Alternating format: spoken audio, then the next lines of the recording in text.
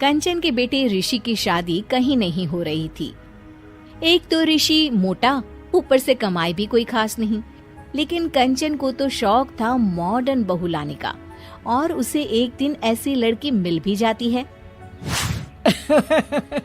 हमें तो आपका ऋषि बहुत पसंद है, लेकिन मैं आपको साफ साफ बता देती हूँ, मेरी बेटी के शौक थोड़े से अलग है बहन जी।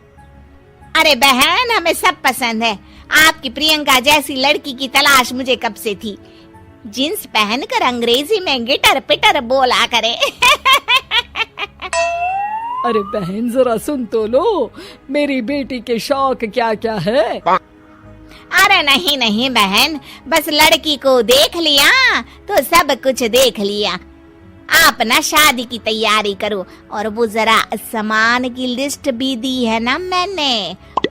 हाँ बहन जी, सारा सामान शादी से एक दिन पहले ही आपके दरवाजे आ जाएगा। मजा आ गया, मजा आ गया। अब तो बस आप शादी की तैयारी करो। प्रियंका के माता पिता के जाने के बाद कंचन का पति उससे कहता है, अरे भाग्यवान, तुम तो कुछ ज्यादा ही जल्दी दिखा रही थी शादी की। अरे बोलने तो देती, लड़की की माँ क्या बोलना चाह रही थी। अरे आप चुप रहिए जी, कुछ पता भी है आपको, बस मुफ्त में बोले जा रहे हैं। मेरी दोस्त शशि की बहू देखी, लंबी पतली और पढ़ी लिखी, हजारों में कमाई और संस्कारी भी। अरे पर जब वो मेरी बहू देखेगी तो जल भुन जाएगी। लेकिन तुम तो शादी ऋषि के लिए कर रही हो ना, या शशि के लिए? तुम्हारा लड़का कुछ कमाता भी नहीं है, और शरीर भी भगवान की दुआ से फूलता ही जा रहा है। फिर बोले आप हैं? फिर बोले आप?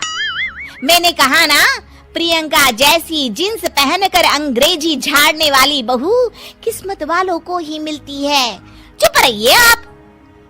पति के लाख कहने पर भी कंचन ऋषि की शादी प्रियंका से करवा देती है। लेकिन प्रियंका जैसे ही घर में आती है, वैसे ही जोर जोर से चिल्लाकर नाचने लगती है। आज मेरे यार की शादी है, आज मेरे यार की शादी है। अरे नाचो मां नाचो। आज मेरे यार की शादी है। कंचन, उसका पति और ऋषि ये देखकर हैरान रह जाते हैं। लग रहा है बहू को शादी की बड़ी खुशी है। हाँ हाँ, बहू क्यों नहीं, हम भी नाचेंगे। अरे नाचो नाचो जी, मुंह क्या देख रहे हो, चलो चलो नाचो, बहू कह रही है।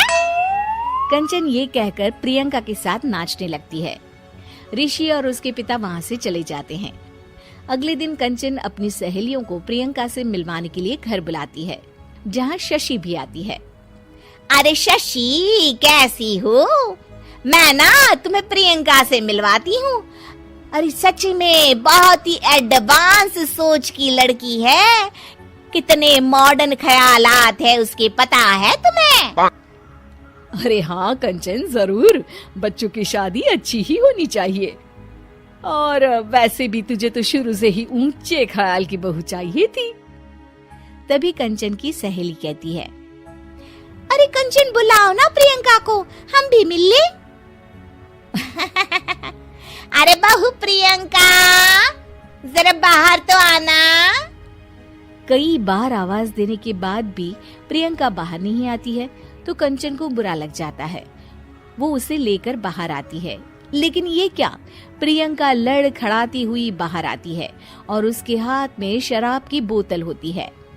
हालांकि शराब पीना स्वास्थ्य के लिए हानिकारक होता है और ये हमारी किडनी के लिए बहुत ही खतरनाक है, लेकिन कंचन की बहू प्रियंका पूरे नशे में होती है। अरे इतने सारे लोग। ये कहकर वो शशि के पास जाती है। आंटी जी, पत्ते खेलेंगी, पत्ते। अरे दूर हो, दूर हो, तुम्हारे मुंह से तो शराब की बदबू आ रही है। अरे कंचन, माना तुम्हें मॉडर्न बहू चाहिए, लेकिन आधुनिकता का मतलब ये तो नहीं ना। बुरा न मानना कंचन, तुम्हें पता था कि तुम्हारे बेटे की कमाई और शरीर दोनों ही ठीक नहीं है, तो तुम्हें उसी हिसाब की लड़की से शादी करवानी चाहिए थी।